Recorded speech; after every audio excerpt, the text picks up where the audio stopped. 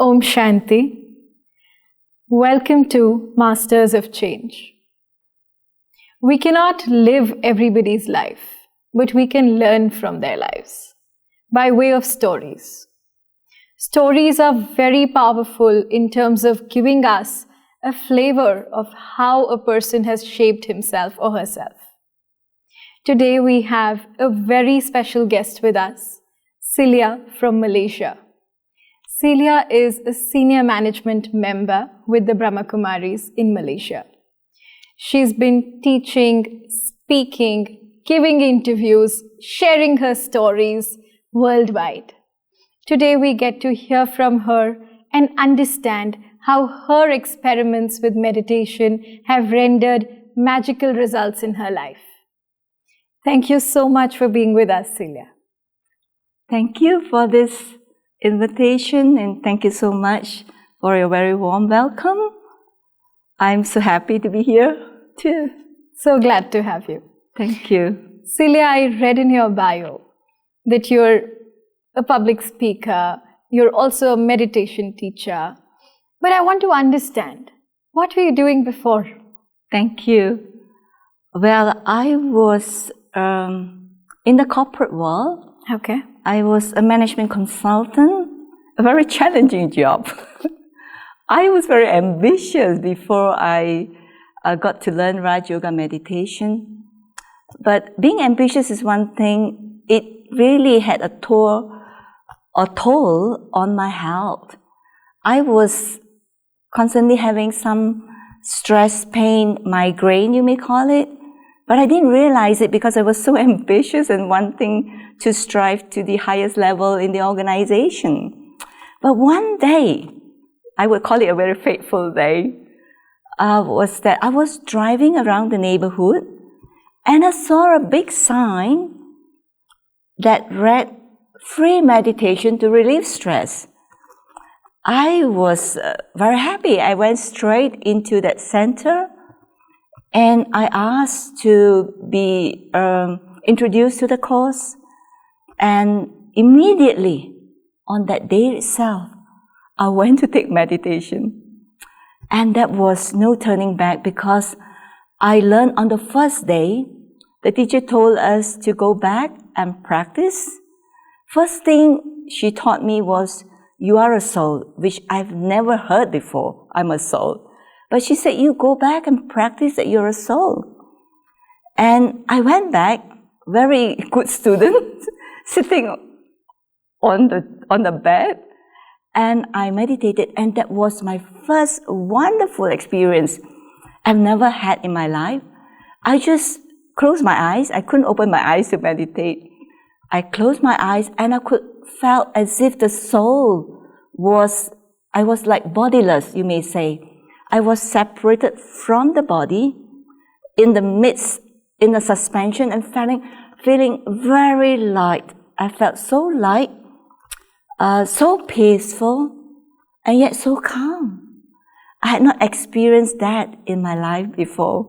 And so that really drew me, like running to complete the course.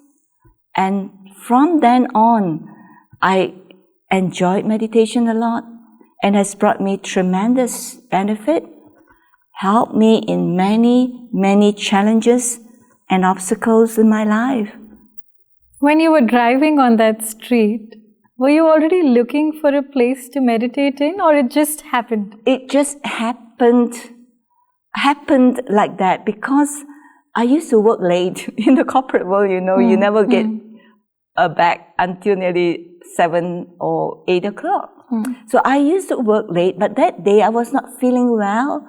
And I told my secretary, "I'm just going to the doctor's and I don't think I'll be back." So I was just driving after visiting the doctors. I was just driving around the neighborhood, and I didn't realize there was a meditation center in that neighborhood. So it was like maybe fate or destiny that brought me to learn meditation, and it has really been wonderful since then. Of course, there were challenges, but I think it helped me tremendously. I'm sure. So from your job as a management consultant, You chanced upon this meditation center. Very proactively, you took up the course. How was the experience of taking the course? And how did it give you sudden changes? I mean, did you notice anything in you? Did you notice a mental shift? How was it? Yeah, there was a shift, but I didn't realize it because initially I was like a little bit cautious. I didn't like some of the classes because it was a little bit more inclined toward Hinduism. Okay. They have got goddesses of Ganesh, and I was not able to relate to them, coming from a Buddhist and a Christian background. But I like their slogan, their blessings, and more importantly, I like what they explain about virtues and spiritual powers. Yeah. So one day while in the class, I asked the teacher, I said that if I don't take those things, is it all right? And it was so good. He was so comforting. He said, it's fine. Take what you like. And I like that. And I said, okay, I like those blessings. I like those virtues. I like the slogans also. Okay, just take those. And so I learned a lot from that, especially the virtues. I like those virtues of tolerance, forgiveness, and the power to discern and decide and accommodate. And I took all of those. And I must say, it has helped me so much in my life. The first person who noticed that was my secretary. Because I was quite, like, I would say, a demanding boss, a demanding superior. I wanted to make sure the deadlines are met and no errors, quite a little bit of perfectionist also. And sometimes she felt a little bit difficult, but she's a very good secretary. But after just 1.5, 2 months, she said something to me that really touched my heart. She said, Sister Celia, I like working with you previously, but I like working with you even better now. I said, why? Do you get a better increment now? I said, no. You are so patient, you are more gentle, and you're forgiving also. I said, well, I was like that also. But it was not obvious. Maybe you were hiding it behind your assertiveness. And so she saw the first transformation in my life. And the second person who saw that was my mom. Because I was a little bit like, my mother loves me a lot. And I always, sometimes if those things I don't like, a mother is a mother, I can show a little bit of tantrum, I don't like it. And I will get out of the room. But she also noticed that I am more sweet to her, kind and gentle and tolerant and acceptance.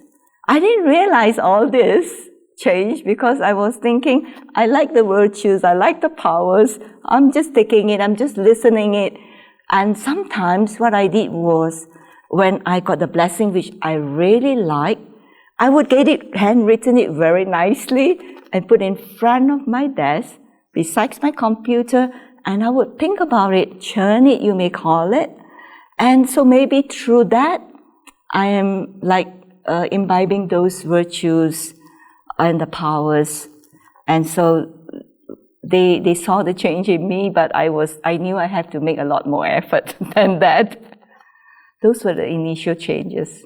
So within 1.5 months of doing the course, 2 of the closest people to you were able to see such relevant changes in you. How wonderful is that? So moving forward, Celia, you took up this course voluntarily. You also liked going to the center. You liked their slogans. And that's how you just continued to go. People around you sort of started giving you a more likable appeal. But then, was there a shift? Was there a major incident? Any big challenge that came in that journey? Anything that you feel was like, okay, everything shifted from that day? Was there something like that? Yeah, there were several changes. And I must say, they say that as you are stronger, opposition and challenges come to you more. And I was so enthusiastic. I liked this knowledge very much. And within 1 year, I told my senior, I want to lead this life, I want to give up my job. Okay. And they say, no, you're still young and you got a good salary. You can use whatever you earn to help centers, which I was doing. Nearly 5 years, after about 5 years, there were some changes in the organization. Okay. And we started to retrench. I think there was kind of an economic recession at that time, in the 80s, early 90s. And I felt it's time for me to take a change. Yeah. And I asked for my own retrenchment. Okay. I asked to take a break. And I thought that perhaps I take a break. I really like to serve, not in an indirect way, but directly giving the course, teaching people to meditate, and sharing my experiences with them. So, and reluctantly, they let me go. And I say, let me just take a break of 1 year. And if I want to come back, can I come back? I say, yeah, most welcome. But I never did go back after even 1 year. So when I told my senior that I am able to have a break, they then sent me to countries like Australia, New Zealand, and I was doing fine there. Well, one day they told me to go to Hong Kong, and they have a shortage of teachers there. So I went. And as you know, Hong Kong is very challenging. The environment is also not so conducive. Yeah. But I persevere. I use whatever strength internally that I mastered, I learned from this meditation. But one thing was my health became a challenge. And I had then began to suffer from constant illnesses like constant flu, cough, was like not well all the time. Okay. Yeah, and it was around 2005, 2006 that I began to feel more and more unwell. And several alternative doctors told me that it's my first stage of cancer. I was like in the stage of denial, cancer. I didn't believe.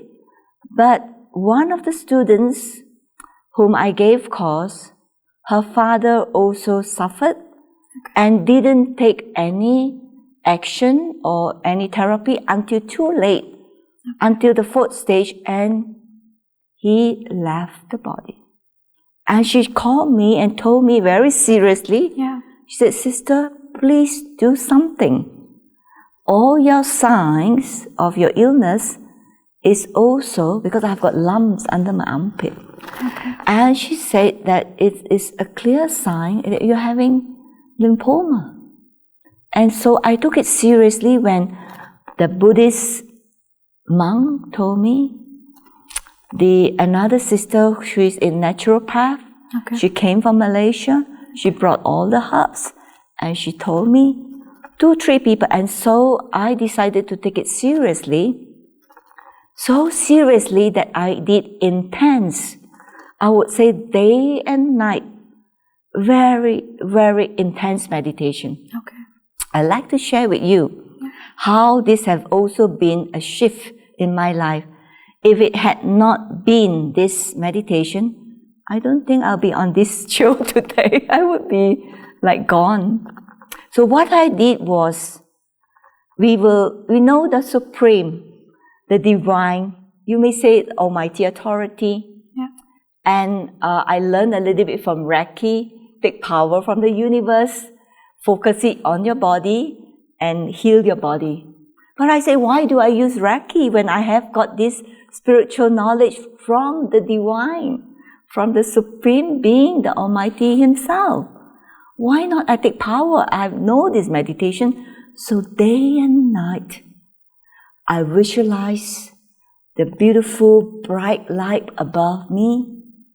And this beautiful light, the Divine, the Almighty Authority, is showering me, bestowing on me all His powers. And I did visualization, I must share with you. I visualized that this beautiful, bright, powerful, healing energy is surrounding me, enveloping me, and I am there absorbing that energy, absorbing that healing light. And I then, from here, I focus that light on that part. I had a lump. I focus it on all parts of my body. And then I visualize that this energy is doing something. I couldn't say exactly what. I just say this light is doing something to that part of my body that is not well, and that wasteful, unwanted, you may say, dirty energy is getting out from my feet, from my body.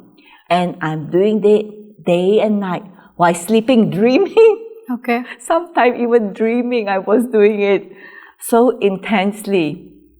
And one day, I was talking to the Supreme. I said, what I'm doing, I'm not sure whether I'm doing right. Yeah. I really hope this is helping me. I want to continue to do service for you. I'm like making a promise and a conversation. And then I just carry on to do. Okay. But what really gave me the reassurance, I must share with you, this is even magical. One day, a sister whom I gave course in Hong Kong, then she moved to Japan with her husband. Her husband got a job in Japan. But one day she came back to visit her children and her mother-in-law. Okay. And she came to the center to the morning class. Okay. And after the morning class, as usual, we're sitting like that. I was giving meditation and she was sitting there. And she saw something very unique. She didn't tell me then because she was like stunned, amazed what happened to me. But that evening, that night, nearly 9 o'clock, she called me. She said, Sister Celia, I have something I want to talk to you. Then I said, are your family okay? Your children all right? They said, they are fine, but you? And it's me? Anything wrong with me? Nothing wrong, but something I saw this morning. When you were guiding meditation, I saw that your body was filled with black spots. It was very unlikely, not nice.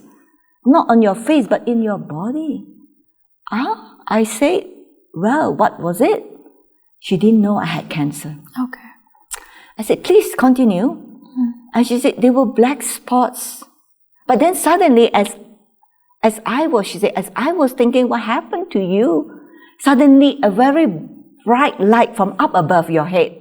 Up above, and a laser beam came very fast. It was like sucking the black spot, zoop, zoop, zoop, like that, she said. And then within a matter of seconds, the black spots disappeared. And you were light and light, full of light. And you were like floating. I said, are you sure? I was sitting there. But I felt that way and I could see that you were very light. And then it disappeared. So as fast as the light came, as fast as your body was filled with light, it suddenly disappeared. I wanted to see more, she said, but it just disappeared. And then I said, okay, tomorrow you come and I share with you what happened to me. Okay. And then only I told her. She didn't know.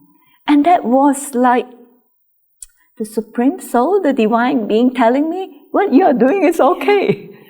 And I felt a big shift in my health after that. I was still not fully recovered. And then my seniors in Malaysia said that, well, you should come back and take rest. I was in charge in Hong Kong at the time. And then when I went back, they said, no, you don't take care of any center, but just remain in the center and get fully well. And so I was doing various other therapy, take care with medication, all herbal. Okay. I didn't do any radiation or chemotherapy. I didn't go for any of that. Okay. So I must say that this knowledge, this spiritual power has helped me a lot. If it's not because of that, I don't think I'll be well now, like today, talking to you. So this is one of those very special power, I felt. You chose meditation over all other medication. Yeah. And truly experimented with meditation as a power. Yeah. How wonderful is that, Celia? When this sister told you that, she saw something the way you've narrated it to me, did you also in your own meditation see something like that happening to your body? Was this something that you were visualizing throughout? I was not seeing it so clear because I was not sure, but I was feeling it, more of feeling and visualizing, and through that power, feeling that it should go out, it should finish. But I was not sure because I was not 100% well at that time. It was after that incident, I felt a shift. I felt more confident. I felt this is the therapy, this is the method for me to get rid of the cancer. But I was still not sure. God gave you that answer. Yeah. You chose meditation over medication. And you've seen how wonderfully it has impacted your life. You've healed yourself through meditation. But this makes me think that should we wait for such a big challenge to come in our life? Because until and unless there is a day that completely moves us, or there is a situation that shakens us up, we don't want to take up a path of spirituality. What would you tell someone who is probably just living a life wherein they're busy with the general work, life is just going okay, there is no big challenge in terms of their health or their family, or a big financial challenge in front of them? They don't want to take up meditation so seriously. What is your take on this? Well, I think we should take meditation as a way of life because it's just not helping me in times when my health is not good or when I am faced with challenges or problems or obstacles which do come. And they will continue to come. Yeah. But what I like to suggest, and for me, at that time I was not in big obstacle or challenges. Yes, a little bit of challenge on my work, but I took it up because I was able to feel, it helped me in various ways, I must say. It helped me in my relationships and helped me in handling problems and situations in a more calm and decisive way sometimes. It helped me in decision making in so many ways. I can share with you, they will just daily situations that help me. It helped me to get out of confusion or in a state of not sure what to do. As I'm talking to you, I remember one incident. I also have got some back problem, like I'm sitting too long, like backache. And one day, my sister told me, well, there's a very good massage therapist in my area.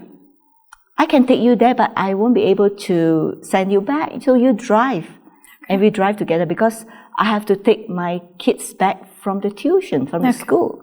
I said, fine, you take me there and leave me there and I go back myself. And so it was a very good massage. It was very relaxing. I felt like being refreshed. And after 1 hour, I said, okay, I go back. But Priya, when I got into my car, I forgot which way to go back to the center. It is a daily problem. I am not so good in direction, I must tell you. She told me to go this road, that road.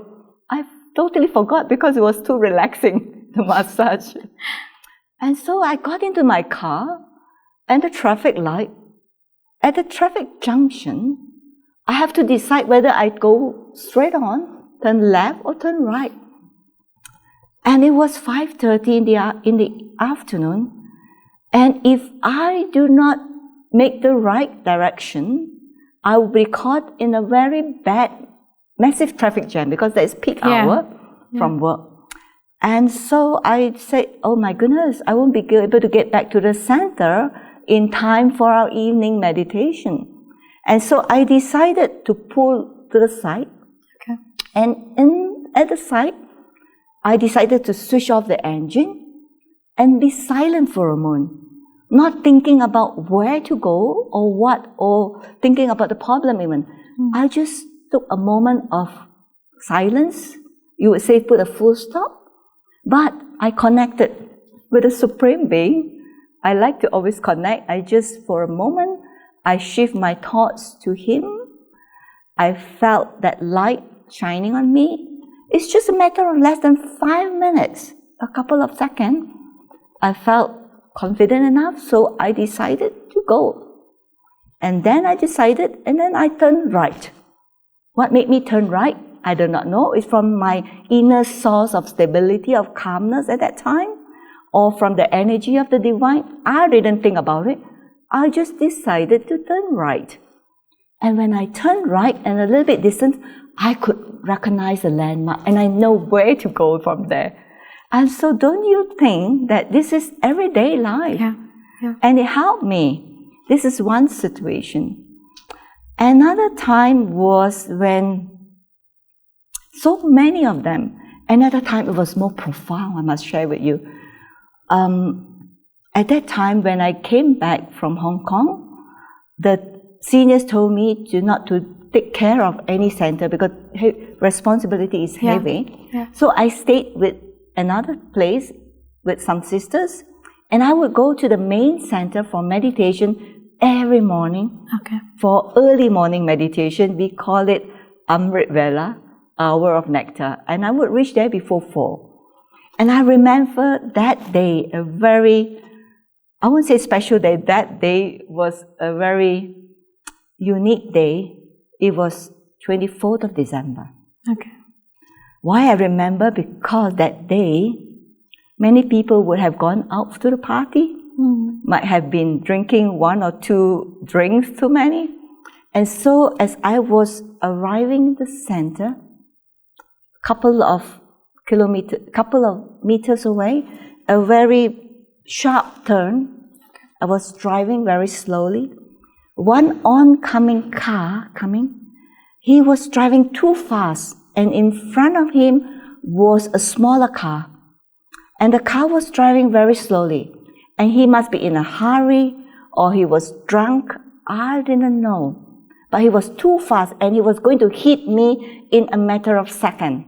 I could really feel that he was coming head on towards me. And if he hit me, I would be gone. Absolutely, totally gone. And so in that moment, I remember, I, the soul, a point of light, imagine at that moment, and I remember again the Supreme Soul, that He is my protector. I just call out, oh God. Everybody would have called out, oh God.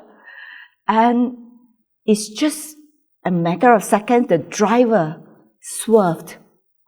And instead of hitting me head on, it swerved and it still hit me. My right side, from the front to the back of the car, was totally crushed. And there was glasses hitting on my face, my body, all over. It was hitting me quite hard. I could feel it. And he just, like a hit and run, he just disappeared. And I couldn't recognize, I know it was a big car. It could be a 4-wheel drive. And the small car also disappeared, left me there. The car was in total wreck. I couldn't drive. And people from the area came out to help and pushed the car to the side. You can imagine if it had not been that superpower and gave that touching to him to turn his steering wheel to the left or right, I don't know, I would have been crushed. Again, I would say that through my faith in God and that instant moment of calling for His power to help, you may say, that moment of linking with him, I felt that that was the moment that gave me back my life. And it was amazing because there was not even a scratch on my face, my neck, on my hands. The car was wrecked. They had to call a tow truck and I had to make a police report. But absolutely nothing happened to me physically. Great. I was a bit shaken, but within moments I came back. And the center people came out and they were amazed. Looking at the car, they say, everybody asked me, can I take you to the doctors? Can I take you to the doctors? Are you all right? I'm fine. I went to the police station later that day. So it was this faith, power from the divine, this spiritual power. Yeah. I think that helped me in my life twice I'm or sure. more. So we do not know when challenges will come, when it will be your last moment. Right. So any moment, every moment could be a last moment. So in that respect, if we take up this knowledge and study meditation and empower ourselves only when things are not right, it will be too late. So better prepare ourselves beforehand. Right. And when any challenges come, we have the inner strength and the inner power to face those challenges. Indeed. Yeah. Thank you so much for sharing that with us, Celia. So, from seeing that board of free meditation to relieve your stress, to actually going inside that center, it takes an amount of effort. A lot of us go through these hoardings, we get messages and emails, trying to shift our path, trying to take us to spirituality. But it's very easy for us to just shun it and not go that direction. I'm glad to understand that you went into that direction despite not having any big challenges in life at that time. And you better prepared yourself for the bigger challenges that were supposed to come. How nicely you've shared with us that you used meditation over medication to heal your cancer. And you're healthy and hearty right in front of me today. It is an achievement, Celia. Thank you so much to Celia and to all our viewers for the day. Thanks for being with us, for listening to us, and we hope that you're able to imbibe great values and take this episode as probably a turning point in your life, turning you towards the direction of the Almighty. Thank you. Om Shanti.